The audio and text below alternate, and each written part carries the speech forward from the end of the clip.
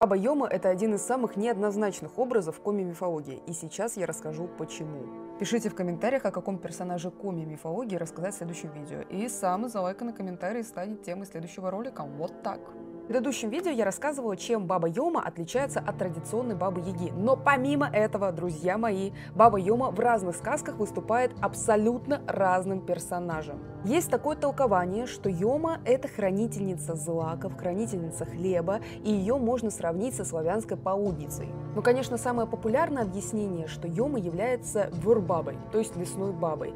И это персонаж, который объясняет сложность взаимоотношений человека и природы в принципе. Это персонаж, который следит за гармонией природного мира. Уже становится понятно, почему она живет в лесу. Она живет в дремучем лесу, возле рек, как правило.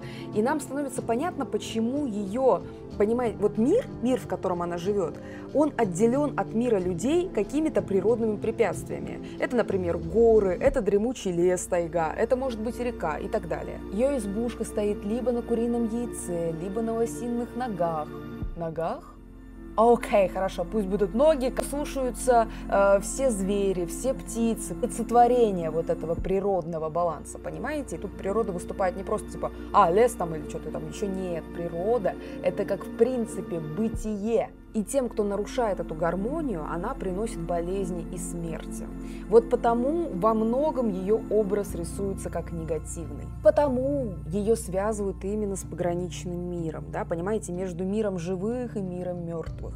Все мы помним ее образ, вот эти прекрасные железные ногти, железные зубы, мохнатые глаза. А вы попробуйте Бабу Йому изобразить красивой, вот вместе с этими характеристиками, да? А между прочим, Баба Йома является путником именно в образе такой прекрасной, красивой девушки. А все для того, чтобы запутать. Много писали в комментариях, я надеюсь, что это шутка, потому что это вообще не выглядит как что-то пугающее. Вот, всем спокойной ночи, всем доброго дня следующего, всем доброго утра, кто смотрит этот ролик.